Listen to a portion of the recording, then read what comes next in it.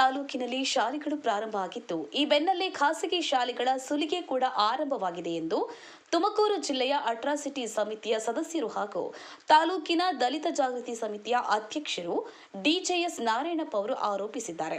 ಈ ಬಗ್ಗೆ ಮಾತನಾಡಿದ ತಾಲೂಕಿನ ದಲಿತ ಜಾಗೃತಿ ಸಮಿತಿಯ ಅಧ್ಯಕ್ಷರಾದ ಡಿಜೆಎಸ್ ನಾರಾಯಣಪ್ಪ ಅವರು, ಎಲ್ಕೆಜಿ, ಯುಕೆಜಿ 1ರಿಂದ 8ನೇ ತರಗತಿಯವರೆಗೂ ಖಾಸಗಿ ಶಾಲೆಗಳಲ್ಲಿ ಎಗ್ಗಿಲ್ಲದೆ ಫೀಸ್ಗಳ ವಸೂಲಿ ನಡೀತಾ ಇದೆ. ಬಡವರ ಪರದಾಟ ನೋಡಲಾಗ್ತಾ ಇಲ್ಲ. ಖಾಸಗಿ ಶಾಲೆಗಳನ್ನ ಯಾರು ಕೇಳೋರಿಲ್ಲ. ಆದ್ದರಿಂದ ಸಂಬಂಧಪಟ್ಟ ಅಧಿಕಾರಿಗಳು ಸರ್ಕಾರದ ಸುತ್ತೋಲೆ ಪ್ರಕಾರ ನಿಗದಿಪಡಿಸಿರುವ ಫೀಸ್ ಅನ್ನ ಎಲ್ಲಾ ಖಾಸಗಿ ಶಾಲೆಯ ನೋಟಿಸ್ ಬೋರ್ಡ್ಗಳಲ್ಲಿ ಹಾಕಬೇಕು. ಇದಕ್ಕಿಂತ ಹೆಚ್ಚಾಗಿ ಫೀಸ್ ವಸೂಲಿ ಮಾಡಿದ ಶಾಲೆಯ ವಿರುದ್ಧ ಅಧಿಕಾರಿಗಳು ಕಠಿಣ ಕ್ರಮ ಕೈಗೊಳ್ಳಬೇಕು. ಈ ಬಗ್ಗೆ ಮೇಲಾಧಿಕಾರಿಗಳು ಗಮನ ಹರಿಸಬೇಕು ಎಂದು ಒತ್ತಾಯಿಸಿದ್ದಾರೆ. ನಾಗರಾಜ್ ಕೆಎಂ, ಪಾವಗಡ. ಜೈ ಭೀಮ್ ನ್ಯೂಸ್ 24x7. ಇದು ಬಹುಜನರ ನ್ಯಾಯಕ್ಕಾಗಿ. ನನ್ನ ಹೆಸರು ನಾರಾಯಣಪ್ಪ, ಜಿಲ್ಲಾ ಅಟ್ರಾಸಿಟಿ ಕಮಿಟಿ ಸದಸ್ಯರು ಹಾಗೂ ಕರ್ನಾಟಕ ದಲಿತ ಜಾಗೃತಿ ಸಮಿತಿ ತಾಲೂಕು ಅಧ್ಯಕ್ಷರು. ಪಾವಗಡ ತಾಲೂಕಿನಲ್ಲಿ ಈಗಾಗಲೇ ಶಾಲೆಗಳು ಪ್ರಾರಂಭ ಆಗ್ತಾ ಇದ್ದಾವೆ.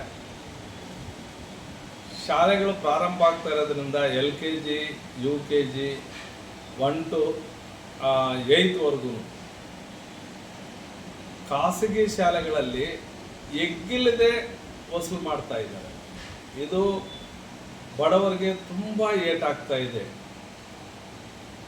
ಯಾರೋ ಇದ್ದವರು ಕಟ್ಟೋದು ಒಂದು ಕಡೆ ಆದರೆ ಇಲ್ಲದೆ ಇದ್ದವರು ಅವ್ರ ಪರದಾಟ ನೋಡೋದಕ್ಕೆ ಆಗ್ತಾ ಇಲ್ಲ. ಅದರಲ್ಲಿನೂ ಖಾಸಗಿ ಶಾಲೆಗಳು ಯಾರು ಕೇಳೋರೇ ಇಲ್ಲ, ಹೇಳೋರು ಇಲ್ಲ ಅನ್ನೋ ನಿಟ್ಟಿನಲ್ಲಿ ಕಾರ್ಯನಿರ್ವಹಿಸ್ತಾ ಇದ್ದಾವೆ. ಆ ಒಂದು ಹಿನ್ನೆಲೆಯಿಂದನ ಏನು ಇಲ್ಲಿ ಸಂಬಂಧಪಟ್ಟಿರೋ ಅಂಥ ಅಧಿಕಾರಿಗಳು ಸರ್ಕಾರದ ಒಂದು ಸುತ್ತೋಲೆಯಲ್ಲಿ ಏನು ನಿಗದಿಪಡಿಸಿದೆ ಫೀಸು, ಅದನ್ನು ಎಲ್ಲ ಶಾಲೆಗಳ ಒಂದು ನೋಟಿಸ್ ಬೋರ್ಡಲ್ಲಿ ಅದನ್ನು ಅಟ್ಯಾಚ್ ಮಾಡಬೇಕು ಮತ್ತು ಅದೇ ರೀತಿಯಲ್ಲಿ ವಸೂಲು ಮಾಡಬೇಕು. ಏನಾದರೂ ಹೆಚ್ಚಿಗೆ ವಸೂಲು ಮಾಡಿದರೆ ಅಂಥವರ ಒಂದು ವಿರುದ್ಧವಾಗಿ, ಶಾಲೆಯ ವಿರುದ್ಧವಾಗಿ ಕಠಿಣ ಕ್ರಮವನ್ನು ಸಂಬಂಧಪಟ್ಟಿರೋಂಥ ಅಧಿಕಾರಿಗಳು ನಿಗಾವಹಿಸಿ ಜಾಗೃತಿಯ ಕೆಲಸ ನಿರ್ವಹಿಸಬೇಕು ಅಂತ ಹೇಳ್ಬಿಟ್ಟು ನಾನಿವತ್ತೊಂದು ದಿವಸ ಈ ಮೂಲಕ ಒತ್ತಾಯಿಸ್ತಾ ಇದ್ದೀನಿ. ಯಾಕಪ್ಪ ಅಂದರೆ ಸಾಕಷ್ಟು ಮಕ್ಕಳನ್ನ, ಬಡ ಮಕ್ಕಳು ಎಲ್ಲಿನೂ ಖಾಸಗಿ ಶಾಲೆಗಳಲ್ಲಿ ಸೇರ್ಸಕ್ಕೆ ಆಗ್ತಾ ಇಲ್ಲ ಈ ದಿನ. ಯಾಕಪ್ಪ ಅಂದರೆ ದುಪ್ಪಟ್ಟಾಗ್ತಾ ಇದ್ದಾವೆ. ಆ ದುಪ್ಪಟ್ಟನ್ನ ಅವರು ಕಟ್ಟಿ ಅಲ್ಲಿ ಶಾಲೆಗೆ ಸೇರಿಸುವಂತ ಒಂದು ಸ್ಥಿತಿಗತಿ ಇಲ್ಲ. ಪಾವಗಡ ತಾಲೂಕಿನ ಎಲ್ಲ ವಲಸೆ ಹೋಗಿದ್ದಾರೆ. ಇಲ್ಲಿರೋಂಥ ಚಿಕ್ಕ ಮಕ್ಕಳು ಅವರ ಅಜ್ಜಿ ತಾತಂದ್ರು ನೋಡ್ಕೊತಾ ಇದ್ದಾರೆ.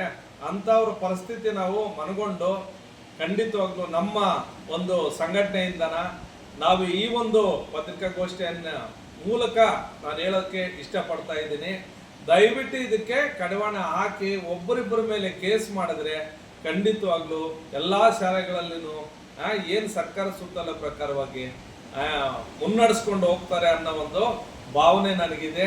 ದಯವಿಟ್ಟು ಅಧಿಕಾರಿಗಳು ಏನಿದಾರೋ, ತಾಲ್ಲೂಕು ಮಟ್ಟದವ್ರು BO ಅವರಾಗಿರ್ಬೋದು, ತುಮಕೂರು DDP ಅವರಾಗಿರ್ಬೋದು, ಮತ್ತು ಶೈಕ್ಷಣಿಕ ಜಿಲ್ಲೆ ಮಧುಗಿರಿ ಅವರಾಗಿರ್ಬೋದು, ಖಂಡಿತವಾಗ್ಲೂ ಅಧಿಕಾರಿಗಳು ಇದ್ರ ಬಗ್ಗೆ ಗಮನ ಹರಿಸ್ತಾರೆ ಅಂತ ಹೇಳ್ಬಿಟ್ಟು